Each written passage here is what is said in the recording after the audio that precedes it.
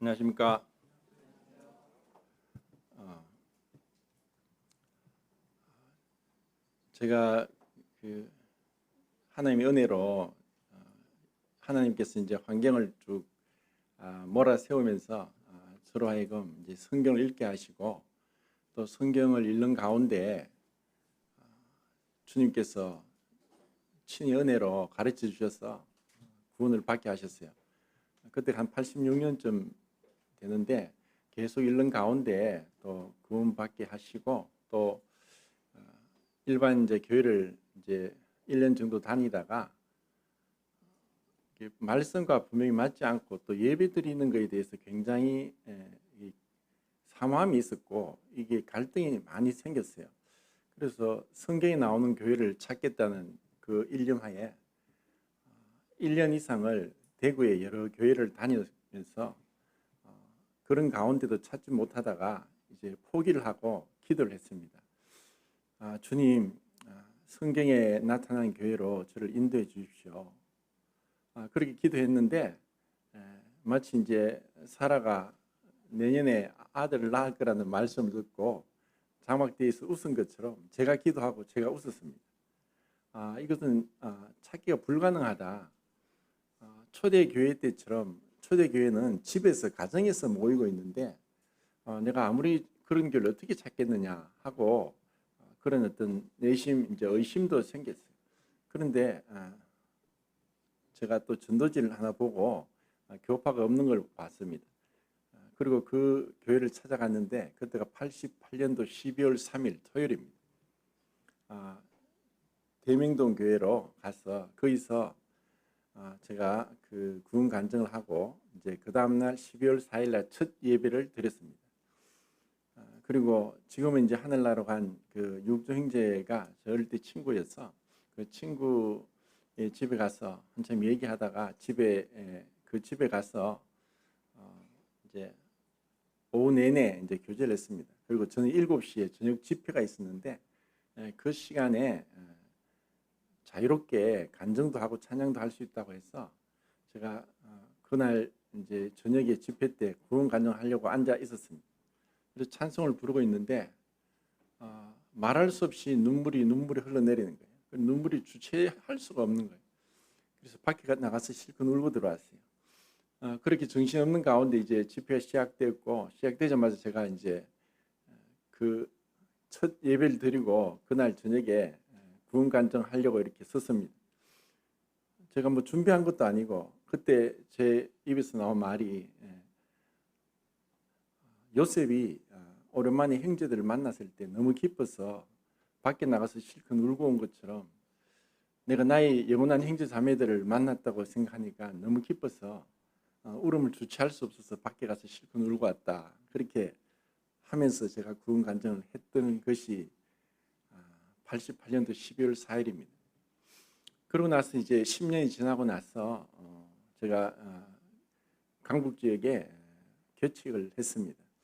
개척을 하고 있다가 또 한 2007년도쯤에 그 녹내장 진단을 받고 계속 치료를 했는데 2017년도에 시각장애 1급 판정을 받게 됐습니다. 제가 남부교회는 십몇 년 전에 11년인가 12년도에 한번 와서 교제를 한 적이 있습니다. 그때는 이제 성경이 보이고 했었는데도 제가 조금 시간을 좀 초과 사용해서 10분, 20분 더 많이 사용한 것 같아요. 그때 참 생각하니까 참 죄송하고, 그런데 지금은 성경도 안 보이고 시계도 안 보이니까 눈치가 더 없어서 더 오래 사용할까 그래 걱정도 되는데 하여튼 너무 시간이 끌면 이제 말씀해 주시면 마치겠습니다. 사실 성경을 눈으로 못 보고 소리로 듣습니다. 그리고 이게 스마트폰이 모든 시각장애인들을 위해서 모든 스마트폰에 그 설정을 보이스 어시스턴트라고 설정을 할 수 있어요. 그러니까 스크린 리더나 보이스 어시스턴트나 아니면 토크백이라고 이제 그런 항목이 설정이 있는데 그걸 하면은 손가락만 대면은 소리가 다 납니다. 그래서 제가 성경을 전체로 듣다가도 또 필요한 이제 내 손가락을 대면은 몇 절 몇 절 이렇게 해서 들을 수 있습니다. 그래서 성경을 눈으로 볼 때보다 지금 못 보는 가운데 성경을 더 많이 듣고 접하는 것 같습니다. 하나님께 은혜가 됩니다. 제가 오늘 요한복음 13장에서 세족식, 예수님께서 제자들이 발을 씻기신 그것을 통해서 그 영적인 교훈과 적용을 이란 제목으로 교제를 하겠는데, 이 13장에 있는 부분을 하면서 또 요한복음 또 전체적인 어떤 구조와 또 공간 복음서 마태, 마가, 누가와의 어떤 비교를 한번 해볼까 합니다. 사실 이제 그 13장은 다들 잘 알고 계시지만 제 나름대로 이 13장에 있는 이 예수님께서 제자들의 발을 씻기신 것을 이것을 그대로 내가 너희들 발을 씻겼으니까 너희들도 발을 씻겨라 라고 했던 문자적으로 받아들인다면은 우리가 지금 만찬 예배를 드리듯이 세족식도 해야 될 것입니다. 그런데 이제 많은 분들이 이것을 문자적으로 받지 않고 영적으로 상징적으로 받아들인다는 겁니다. 그러면 이제 제자들의 발을 씻긴다는 게 무엇인가에 대해서 한번 생각해 보겠습니다. 먼저는 이제 예수님께서 제자들을 사랑하시되 사람들을 사랑하시되 끝까지 사랑하신다라는 말씀을 합니다. 분명 우리는 주님의 사랑을 알고 있습니다.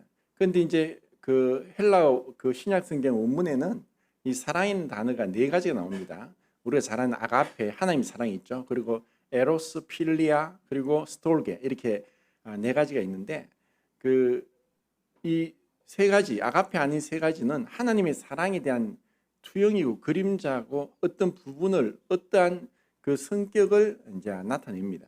그 에로스라고 할 때 보통 남녀간의 사랑을 이야기하지만 열렬한 사랑이라고, 하나님의 사랑은 참 불꽃 같은 사랑입니다. 그것을 우리가 생각해야 되고, 필리아라고 해서 우정, 어떤 변함없는 영원한 그런 우정이라고 할 때 그것은 변함이 없고 영원하고 실패하지 않고 하는 그런 의미로서 필리아라는 것입니다. 그래서 스톨게는 이제 부모의 사랑, 내리사랑이라고 해서 부모가 자식을 향한 그 사랑, 이것은 다 하나님의 사랑에 대한 한 그림자입니다. 그런데 예수님께서 그 사랑하신다는 이 말씀을 하시면서 제자들의 발을 씻겨 주시는 거예요. 그런데 이제 이 장면은 이 전체적인 요한복음의 그 구조와 그리고 예수님의 공생의 기간을 볼 때 우리는 예수님의 공생애가 한 3년 반이라고 했습니다. 그렇게 알고 있습니다. 그럼 그것을 어떻게 알 수 있느냐? 요한복음에서 그것을 정확하게 예수님의 공생애가 한 3년 반 된다는 것을 가르쳐 주기 때문에 우리는 그렇게 알고 있습니다. 공간복음서에서는 그렇게 자세히 나오지 않습니다. 그러면 그것을 어떻게 하느냐? 요한복음에는 유월절이 그 세 번 나옵니다. 2장 13절과 6장 4절과 11장 55절. 그래서 지금 13장은 지금 그들이 보면 두 번째 그 예수님의 그 해의 사역이라고 볼 수 있지만 5장 1절에 유대인의 명절이라고 한 그 구절을 많은 학자들은 이제 유월절로 보고 있습니다. 그래서 그 유월절이 지금 예수님이 그렇게 봤을 때 이제 세 번째 해의 사역이 하고 있는 중이라고 볼 수 있고, 그리고 11장 55절에서 이제 또 유월절에 나오니까 그때 예수님이 잡혀 죽으시는 그 네 번째 해가 됩니다. 그러면 이제 예수님이 이제 그 죽으시기 거의 한 그 얼마 남지 않은 그런 가운데 예수님께서 제자들의 이제 발을 씻기십니다. 여기서 그 발을 씻기시는, 왜 발을 씻기실까 하는 것을 생각하면은 유대인들의 제사장들도 발을 씻었습니다. 출애굽기 30장 20절에 보면은 그 성막 앞에 물두멍이 있습니다. 그 물두멍 뒤에는 번제단이 있죠. 그런데 물두멍에서 손과 발을 씻어서 죽기를 면할 것이요 라고 했습니다. 그래서 손과 발을 씻지 않으면은 죽임을 당한다는 거예요. 그래서 굉장히 무섭고 두려운 말씀인 거예요. 하나님께서 우리에게 이 손과 발을 씻지 않으면은 제사장들이 죽임을 당했다는 거예요. 그래서 반드시 손과 발을 씻었어요. 근데 이제 이것이 세월이 오래 지나면 1400년 정도 지나니까 바리새인들이 이제 무엇을 할 때마다 손을 씻는 거예요.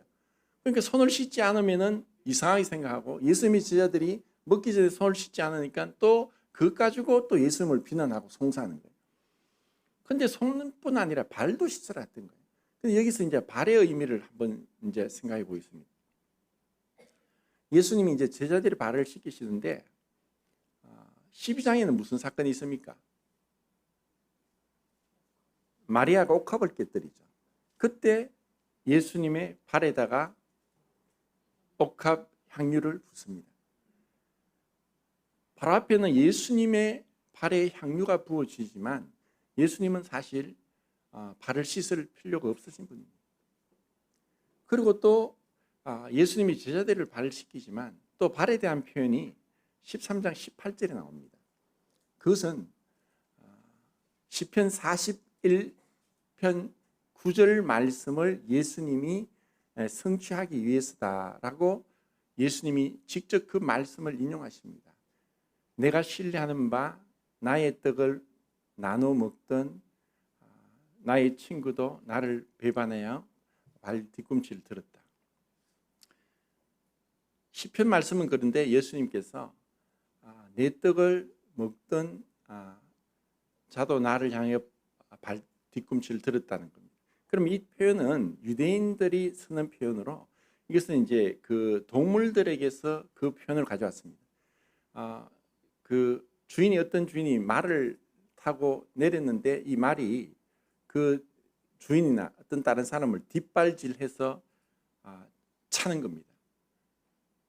그러면 사람이 죽을 수도 있는 거예요. 말 뒷발질에 차이면 죽을 수도 있는 거고 그것은 배반을 의미하는 겁니다. 예수님은 이미 요한복음 6장 70절에서 너희 중에 하나는 마귀다. 이미 그 예수님이 자신을 배반할 유다에 대해서 알고 계셨다는 것입니다. 예수님은 유다의 발도 씻겼습니다. 그런데 유다는 예수님을 배반해서 발을 들어서 예수님을 공격했습니다.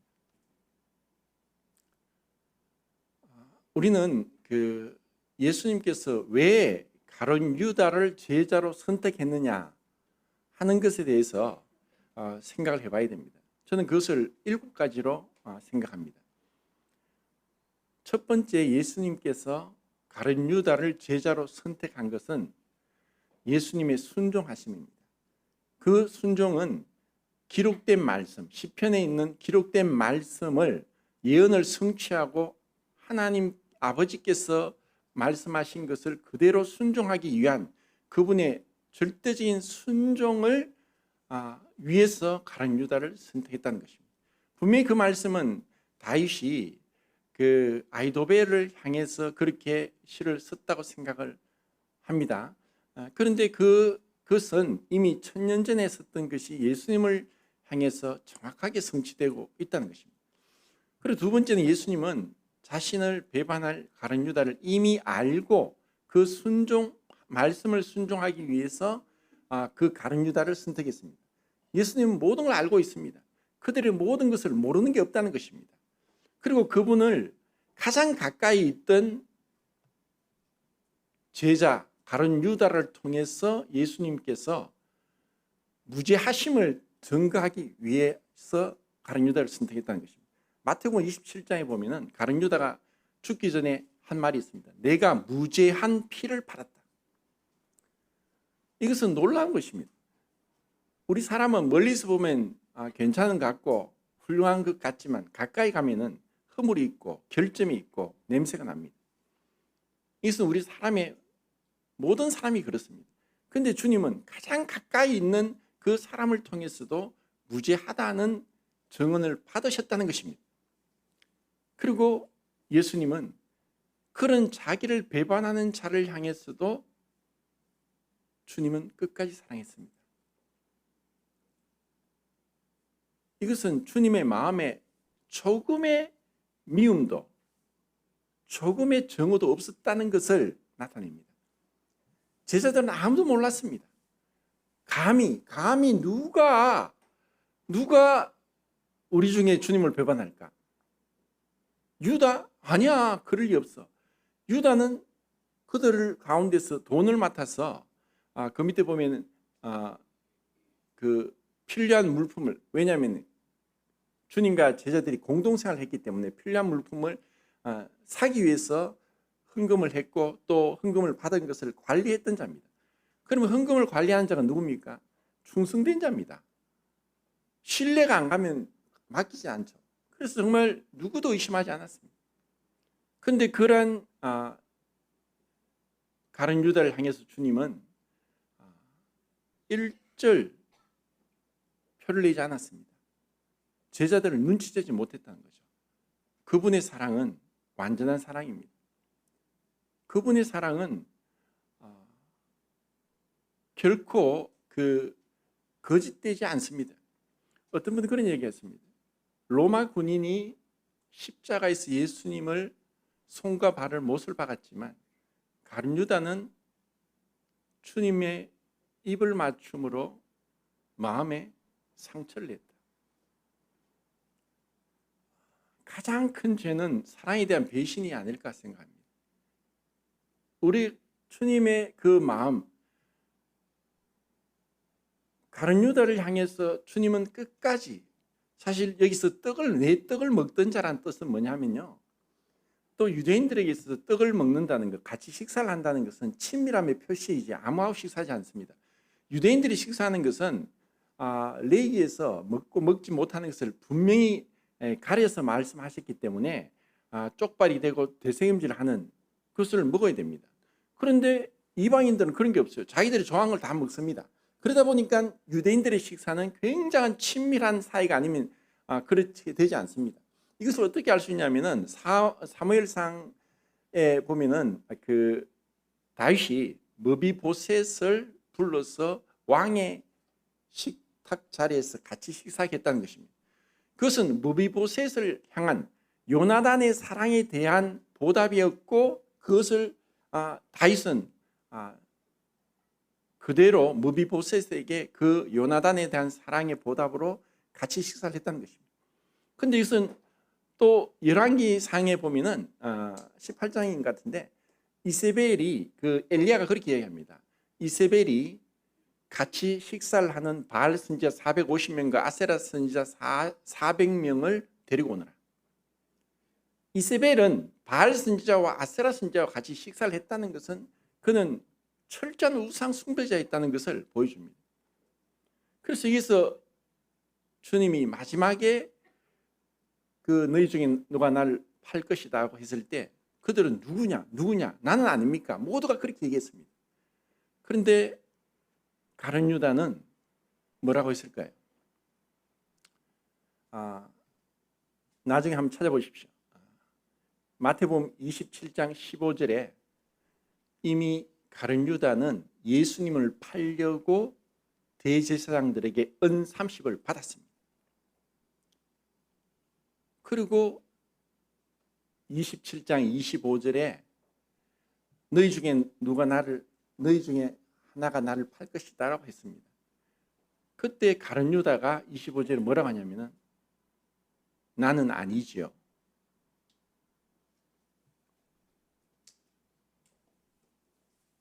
예수님은 끝까지 사랑하셨는데 결국 가룟 유다를 선택하신 것은 다섯 번째 이유가 죄가 얼마나 사악하고 무섭고 또 죄가 기만적이고 위선적인가를 주님이 가룟 유다를 통해서 보여줍니다. 이미 그는 마음으로 결정했습니다. 요한복음 13장에 나옵니다. 예수님에 대한 의심이 들었고 예수님을 배반하려는 마음이 생각을 사단이 집어넣었습니다. 그리고 사단이 그 생각을 받아들이자 가룟 유다 안에 들어갔다고 했습니다. 죄는 참으로 무섭습니다. 이 죄가 얼마나 무서운가를 가룟 유다를 통해 죄의 사악성과 기만성, 위선됨을 보여줍니다. 그리고 마지막에는 죄의 보편성입니다. 가룟 유다에게 이런 일이 있었다. 그러면 우리에게는 이런 자가 없을까요? 사도 바울은 많은 어려움을 당했습니다.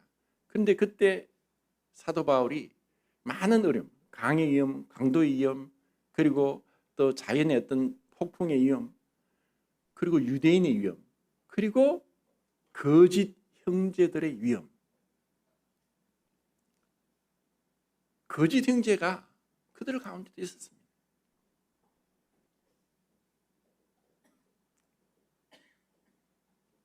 이 죄는 이 죄로 인해서 예수님이 죽으셨다는 것, 이것을 우리가 기억한다면은, 자, 제자들이 발을 씻기는데 이 교리적으로 굉장히 중요한 것을 말씀해요. 베드로가 절대로 내 발을 못 씻기십니다. 그렇게 얘기했죠. 그럼 예수님이 내가 너희 발을 씻기지 않으면 너와 나와 상관이 없다. 상관이 없다는 그 말씀은 한 번 목욕한 자는 발밖에 씻을 필요가 없다. 그래서 한 번 목욕한 것과 발을 씻는 것의 차이는, 한 번 목욕한 것은 그것도 스스로 목욕한 것이 아니라 목욕을 당했습니다. 목욕을 당했다. 우리의 죄 씻음을 받았다.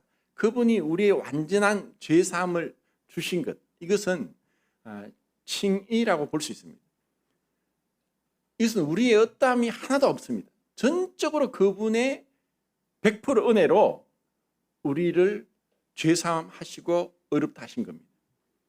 우리의 범죄함을 위해 내어줌이 되고 그의 우리를 어렵다 하시기 위해 살아나셨다는 로마서 4장 25절 말씀대로 그분은 그분의 죽으심과 부활하심으로 우리의 죄사함과 의롭다 하심이 얻어졌습니다.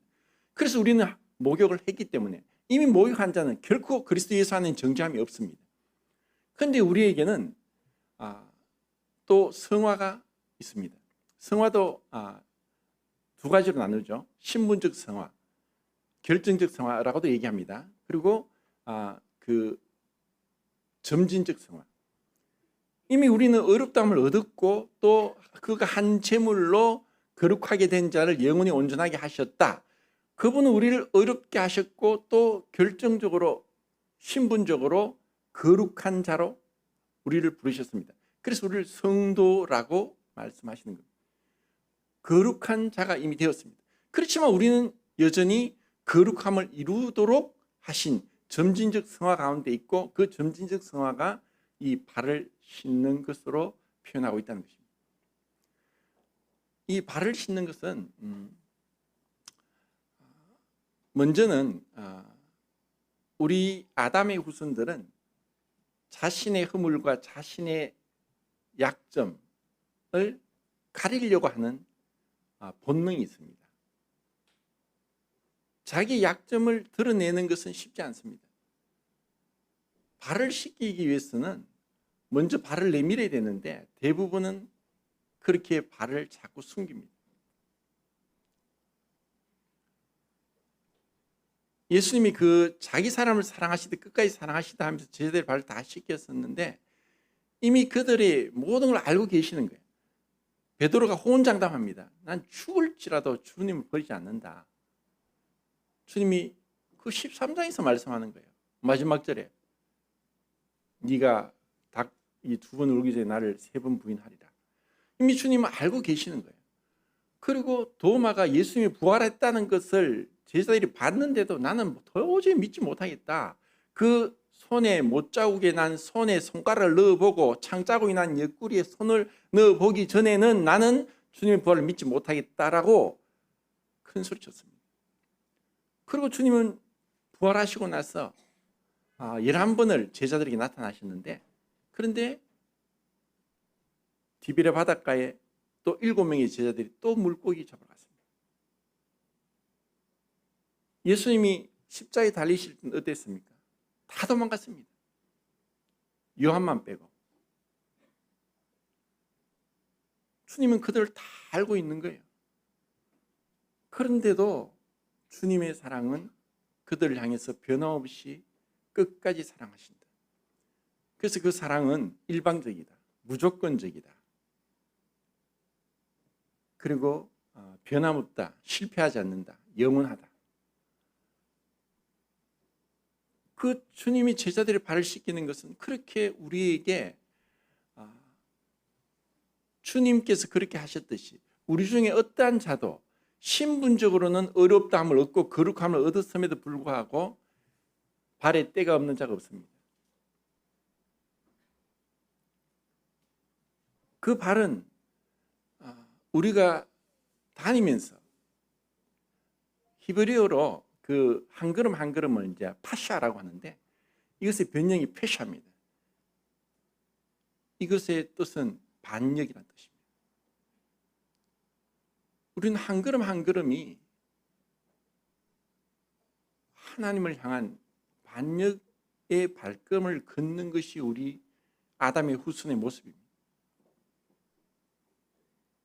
한 걸음 한 걸음 우리가 주님을 향해 정말 힘을 다해 섬긴다고 하지만 우리 드리는 제물에는 거룩한 성물의 죄근을 담당하라고 한 것처럼 죄가 있다는 것입니다. 그런데 그것을 죄를 우리가 주님 앞에 이 손과 발을 씻듯이 씻어 나가는 것은 무엇이냐? 물이 의미하는 것은 성경에서 성령을 상징하는 것이 5가지 있는데 물, 불, 바람, 기름, 비둘기 그 다 상징적으로 성령을 상징했습니다. 그분이 우리를 깨끗하게 합니다. 우리가 그분께 나가면 우리가 손을 내밀고 발을 내밀고 우리 마음을 내밀고 우리를 주님께 내어드리면 드릴수록 그분은 우리를 깨끗하게 하시고 정결하게 하십니다. 이것을 다 베드로가 알았습니다. 베드로에게 이런 주님의 사랑으로 그때 발을 씻겼지만 이후에 또 예수님이 개인적으로 베드로를 만나셨습니다. 그런데 베드로를 만나시고 뭐라고 하셨습니까? 네가 나를 3번 부인했니? 그렇게 하지 않았죠. 네가 나를 사랑하느냐 하고 3번을 물었습니다. 발을 씻긴다는 것은 이것을 두고 베드로전서 4장 8절에 베드로가 뭐라고 했습니까? 사랑은 허다한 허물을 덮느니라. 주님은 베드로의 허물을 알고서도 사랑하셨고 또 덮어주셨습니다. 주님이 우리를 부르신 것은 구원은 개인적이지만 구원 받고 나서 우리는 거룩하게 된 무리 가운데서 기업을 있게 하도록 어둠에서 빛으로 사단의 권세에서 하나님께로 돌아오게 하고 나를 믿어 거룩하게 된 무리 가운데서 기업을 얻게 하려 함이라는 그 말씀대로 우리를 그 거룩한 무리 가운데 두시면서 이 서로에게 발을 씻겨주는 허물을 덮어주는 주님이 그 제자들을 용서했듯이 우리가 용서를 배우게 하기 위한 것입니다. 그래서 에베소서 4장 1절 2절에는 3절까지 너희는 하나님을 본받는 자가 되고 또 부르심을 받은 부름에 합당하게 행하여 모든 겸손과 온유로 하고 오래 참음으로 사랑 가운데 용납하고 평안을 맺는 줄로 성령이 하나 되게 하신 것을 힘써 지키라. 결국 우리로 하여금 이렇게 그 교회 생활을 통해서 하나님의 사랑을 실천하도록 한 것입니다. 이것이 없이 그냥 우리가 개인적으로 그냥 성경도 읽고 기도하고 또 전도도 하고 또 개인적으로 예배도 드릴 수 있고 다 할 수 있습니다. 그런데 계속 그렇게 할 때는 정말 내가 얼마나 이 여전히 죄 가운데 있는다는 것을 모를 수 있고 그리고 그것을 시험을 받지 못하고 자기 모습을 못 볼 수 있다는 것입니다. 우리의 모습을 보는 데 있어서는 내 얼굴도 내가 내 얼굴을 스스로 못 봅니다. 지금은 제가 그거를 안 봅니다. 봐도 안 보이니까. 반사된 모습을 보는 거예요. 내 모습을 보기 위해서는 다른 성도들이 필요한 거예요. 그들을 통해서 내 모습을 보고 나의 허물을 깨닫고 은혜를 구하고 주님께서 씻겨주심을 바라고, 그리고 주님이 제자들을 끝까지 사랑했듯이 우리도 이렇게 사랑하기 위해서 사랑하도록 불러주셨다는 것입니다. 내가 너희를 사랑한 것 같이 너희도 서로 사랑하라. 이것이 새 계명이다. 이 사랑을 없으면 아무 유익도 없고 아무 소용도 없습니다. 고린도전서 13장에서 사랑이 없으면 아무 유익고 아무 소용이 없다 했죠. 그런데 그 사랑을 말씀할 때 제일 먼저 뭘 언급하겠습니까? 고린도서 12장 12절에 바울이 자기의 사도권을 변증하기 위해서 고린도후서를 썼습니다. 그런데 사도에 표된 것은 뭐냐? 능력, 표적, 기적, 병고침, 이러한 것을 통해서 사도됨을 증거하도록 하셨습니다. 그런데 그런 많은 것들 중에 제일 먼저 언급한 게 무엇입니까? 오래 참음입니다. 사도들이 그 능력을 받아서 교회를 세우는 그 일을 하면서 그들에게 첫 번째 사도의 표는 오래 참는 것이다. 결국 사랑이 없으면 아무 유익이 없습니다. 그래서 먼저는 하나님 앞에서 내가 정말 사랑으로 행하느냐, 정말 우리의 동기가 정말 중요합니다. 제가 얼마 전에 한 선교사님의 간증을 들었습니다. 이분이 이제 멕시코에서 선교를 하시다가 선교한 지 얼마 안 돼서 교통사고가 났습니다. 그래서 피를 많이 흘려서 거의 한 3분의 1 정도를 피를 흘리고 거의 죽을 그런 가운데 병원에 옮겨졌는데 거의 생사를 오락가락하면서 24일 동안 중환자실에 있었답니다. 살 가망이 없다고 했고 이제 죽는다고 생각했었는데 그때 이분이 예수님을 만나고 왔다는 간증을 하는 거예요. 그래서 많은 사람들이 예수님을 만나고 왔다, 천국 갔다, 지옥 갔다고 얘기하지만 사실 거의 대부분은 거짓말이라고 저는 생각합니다. 그런데 제가 이분 간증을 들으면서 이거는 진짜다는 생각이 들었습니다. 왜냐하면 자기가 그 환상 가운데 한 14명 정도 되는 마귀로부터 둘러싸여서 온갖 자기가 이전에 살아오면서 했던 부끄럽고 숨겼고 아무도 알지 못하고 혼자만 알고 있는 이 모든 죄들을 계속 들춰내서 송살하고 있었어요. 근데 그 앞에 예수님이 있었어요. 근데 그 예수님이 그 모든 걸 다 보시고 말씀하지 않더래요. 그렇게 계속 송살해도 예수님이 말씀하지 않으니까 그때서야 이 마귀들이 물러갔답니다. 그러고 나서 이 예수님이 이제 이 선교사님의 과거에 정말 충성되고 믿음으로 행하고 사랑으로 행한 것을 보여주는데 자신은 생각했대요. 자기는 어릴 때부터 교회를 다녔고 정말 믿음이 좋다는 칭찬을 들었고 이랬는데 아니 자기는 이렇게 많은 일들을 했는데 그런 것에 대해서 주님은 전혀 말씀하지 않고 몇 가지밖에 없더래요. 야, 내가 주님 앞에 칭찬을 받을 게 이런 것밖에 없나. 근데 그 중에 하나가 자기가 선교사로 부름 받기 전에 이제 과테말라에서 사업을 했었는데 사업을 하다가 이제는 완전히 부도날 지경이 되었고 그래서 이제 집에 들어가서 정말 하나님 앞에 무릎을 꿇었답니다. 주님 도와주십시오.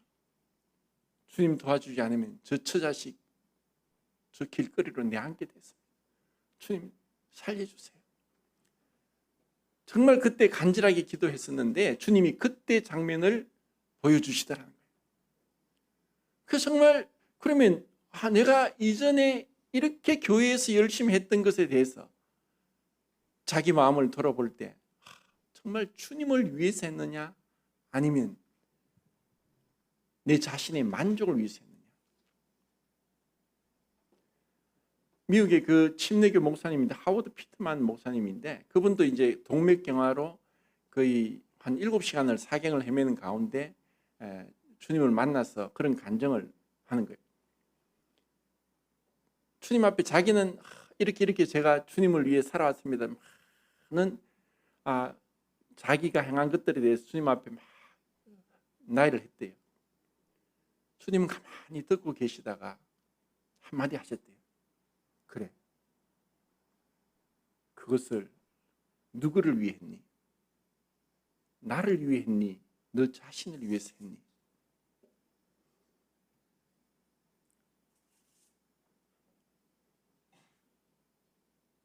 주님이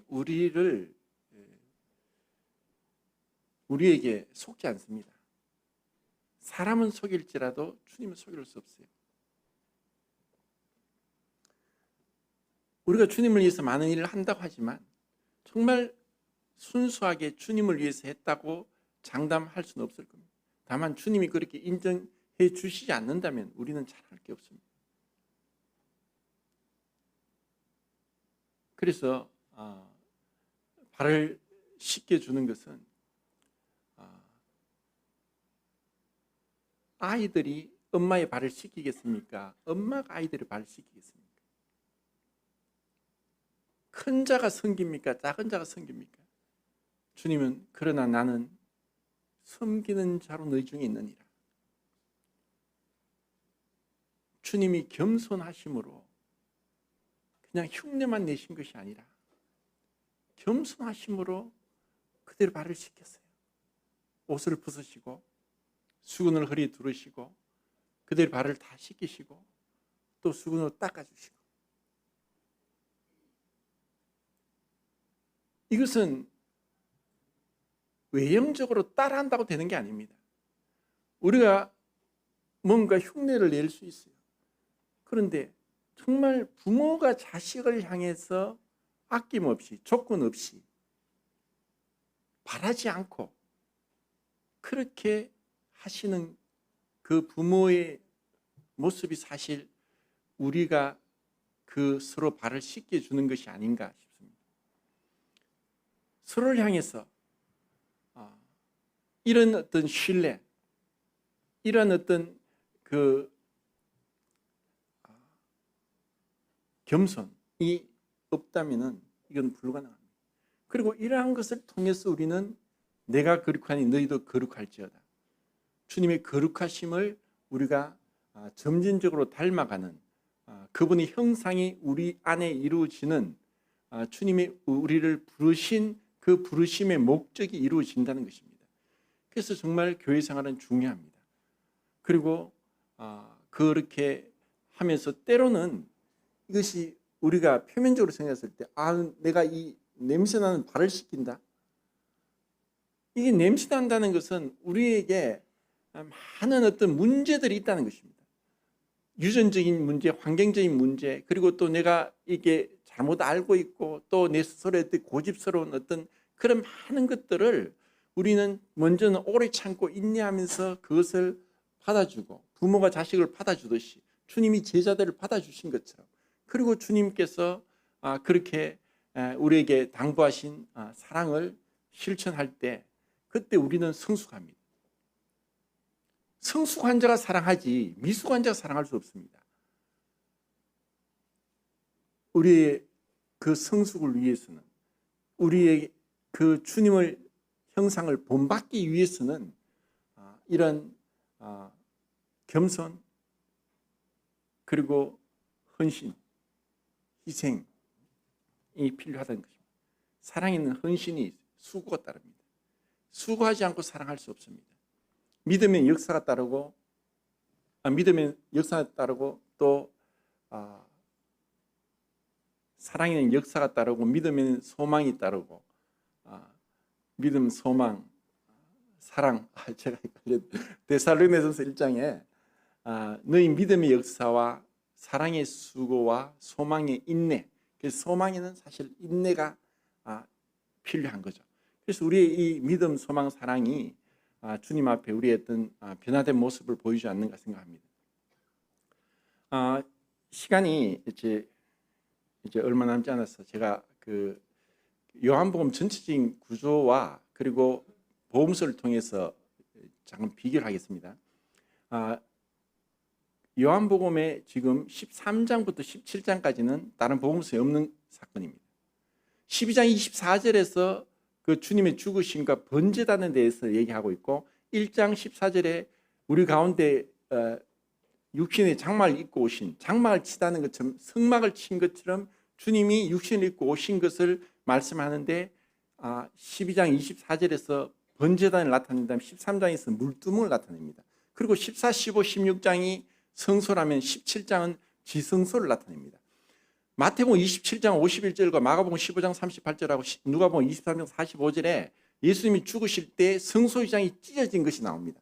그런데 요한복음에는 그 성소휘장이 찢어진 것이 없습니다. 대신 뭐가 있느냐? 대제사장으로서 기도가 있습니다. 이것은 참 놀라운 겁니다. 요한복음에서 예수님이 죽으실 때 그 장면이 없었고, 그리고 요한복음의 공관복음서에 없는 것들이 뭐냐? 예수님의 탄생, 예수님의 세례받음, 예수님의 시험 받으심, 예수님의 변화산상의 기적, 겟세마네 동산의 기도, 그리고 성소휘장이 찢어진 것, 이러한 것들은 요한복음에 나오지 않습니다. 그 왜 나오지 않느냐? 요한복음이 기록한 목적은 예수님이 하나님 아들 되심을 기록했기 때문입니다. 예수님이 하나님 아들이신데 어떻게 그런 겟세마네에서 인간적인 그런 처절한 기도를 기록해서는 안 되었던 것이고, 그리고 예수님은 그냥 아버지와 늘 지성소 안에서 교제하듯이 교제하기 때문에 성소휘장이 찢어질 것을 기록하면 안 된다는 겁니다.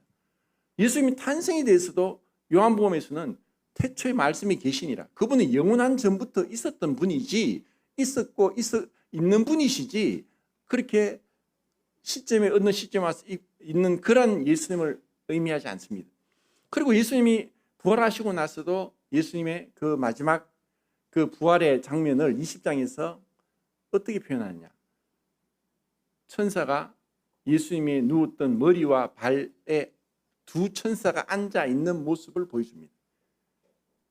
요한복음에만 그렇게 나와 있습니다. 이것은 무엇을 보여주느냐?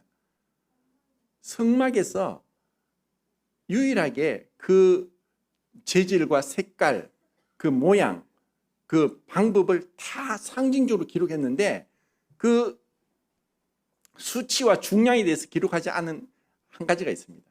성막에 7가지 기구가 있죠. 번제단, 물두멍, 그리고 그 떡상과 금향단과 그리고 황금 등대, 그리고 속죄소. 속죄소만 순금으로 쳐서 벗개 뚜껑을 만들 때 양쪽으로 그룹이 날개를 펴서 지성소에 가득하게 하고 얼굴을 속죄소로 향하게 만들라고 했습니다. 모형으로 상징으로 만드는 그 그룹이 속죄소를 마주보고 있었던 것이 예수님의 부활을 통해서 그분이 속죄를 이루고 그분이 속죄소가 되신다. 히라스테론이라는 그것이 로마서 3장 25절에 나오는데 이 예수님이 속죄소가 된다는 거예요. 그분이 우리를 위해서 완전한 속죄를 이루신 것을 요한복음에서 증거하고 있다는 것입니다. 요한복음은 참 정말 그 개인적으로 그분이 공관복음서에 없는 사건들을 기록하고 있습니다. 니고데모와의 개인적인 대화, 그리고 사마리아 성의 그 여자와의 대화, 그리고 대화는 아니지만 베데스다 연못가에 38년 동안 있던 그 사람, 그리고 가늠하다 현장에서 붙잡힌 여자, 그리고 날 때부터 소경된 자, 그리고 마리아와 마르다와 나사로. 여기서 정말, 그리고 나중에는 마지막에는 베드로와의 개인적인 그런 대화. 정말 그분이 하나님이시면서 우리와 얼마나 친밀하게 가까이서 1대1로 대화하기를 원한다는 것을 우리는 볼 수 있습니다. 우리가 정말 예수님을 얼마나 알고 있습니까? 얼마나 그분 가까이 가고 있습니까? 시편 25편 14절에 여호와의 친밀함이 경외하는 자에게 있습니다. 내 마음으로 그분을 얼마나 경외하고 있느냐. 정말 그분을 경외하면 그분의 뜻을 알고 그분과 친밀하게 되고 그분과 동행하고, 그리고 그렇게 할 때 그분께 순종할 수 있습니다. 정말 주님이 우리에게 맡기신 것은, 다메섹 도상에서 사울을 향해서 예수님이 뭐라고 하셨습니까? 사울아 사울아 왜 네가 나를 핍박하느냐. 사울이 그 한마디에 깨어집니다. 주님은 성천하셨습니다. 근데 그 주님의 성천은 그 믿는 자들이 그분과 동일하다는 것입니다. 우리가 성도를 사랑하면서 그렇게 동일한 것입니다. 그리고 이제 복음서에서 그 마지막 그 이제 마태복음은 그분이 유대인의 왕으로 오신 예수님을 기록했기 때문에 아브라함과 다윗의 자손 예수 그리스도에게라라고 시작을 합니다. 유대인의 시작은 아브라함 때부터죠. 그래서 그분이 유대인의 왕으로 오셨지만 마지막 28장에 그분은 하늘과 땅의 모든 권세를 내게 주셨으니 볼지어다 내가 세상 끝날까지 너희와 항상 함께 있으리라. 그분이 이제 유대인의 왕으로 오셨지만 하늘과 땅의 모든 권세를 가지신 분으로 우리에게 말씀하고 있습니다. 그리고 마가복음에는 하나님의 종 예수 그리스도의 복음의 시작이다. 하나님의 종으로서 둘로서 그분의 철저하게 하나님의 종으로 오셨는데 가장 낮게 되신 분으로서 빌립보서 2장에 있는 것처럼 그분이 가장 높게 되신 분입니다. 그래서 마가복음 15장입니까? 6장입니까? 마지막 19절에 예수님이 성천하시는 것으로 끝나는 거예요. 그러면서 그 다음 20절에는 예수님은 성천으로 말씀하셨는데 19절에는 성천하셨다 했는데 20절에는 그분이 제자들과 함께 역사하셔서 복음을 전하는데 함께 하신다고 종으로서 끝까지 계속 그분의 사역을 우리에게 가르쳐주고 있다는 것입니다. 그래서 이 복음서는 다 놀랍게 다 특징이 있습니다. 그분이 이 복음서를 4개를 다 조합을 하면 하나의 완성된 그분의 생애를 알 수 있을까요? 그렇지 않습니다. 요한복음 마지막에 주님이 행하신 것은 이 세상에 행하신 모든 것은 이 세상의 책으로도 감당하지 못한다. 그것을 어떤 그분의 어떤 행하심에 대한 어떤 깊이 있는 영적인 그 사실들을 우리는 표면적으로 아는 것이 아니라 그 내면에까지 들어가야 되는 거고 그것을 주님이 요한복음 17장에서 기도하시는 거예요. 아버지여 창세 전에 내가 아버지와 함께 가졌던 영화로서 저희들도 우리가 함께 하나가 되기를 원합니다. 나의 영광을 그들이 보기를 원합니다. 주님이 정말 그 안에서 그분의 마음을 우리에게 보여주는 거예요. 성경에 나온 가장 긴 기도고 대제사장의 기도로서 예수님이 아버지 아버지라고 부르는 겟세마네 동산에서는 하나님 나의 그 간절하게 3번이나 눈물을 땀이 피에 섞여서 나오는 가운데 그렇게 기도를 하신 처절한 고통의 기도가 아니라 17장에서는 아버지 40번을 응답. 얼마나 친밀하게 아버지와 교제하면서 그러면서 아버지 안에 내가 아버지 안에 있는 것 같이 그들도 우리 안에 있게 하사 세상으로 아버지께서 나를 보내신 것을 그들로 믿게 하옵소서. 아버지 안에 그분이 있고 그분 안에 그 주님이 있는 그 완전한 연합과 하나됨을 하나되게 하소서 하고 5번을 기도했어요. 어떻게 하나가 됩니까? 사랑으로 하나. 사랑하지 않으면 하나 될 수 없어요. 사랑할 때 진정한 연합이 있다는 거예요.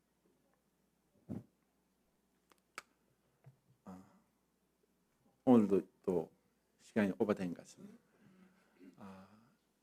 정말 제가 성경을 계속 묵상할수록 참 놀랍다는 것과 그리고 주님이 이 몸된 교회 한 지체로서 불러주셔서 섬기게 하셨다는 것, 이것은 너무나 주님께 받은 큰 은혜라고 생각합니다. 우리 성도님들, 남북의 성도님들 모두 이렇게 주님 앞에서 정말 잘하였도다 착하고 충성된 종아라는 그런 칭찬을 받는 성도님들이 되기를 바랍니다.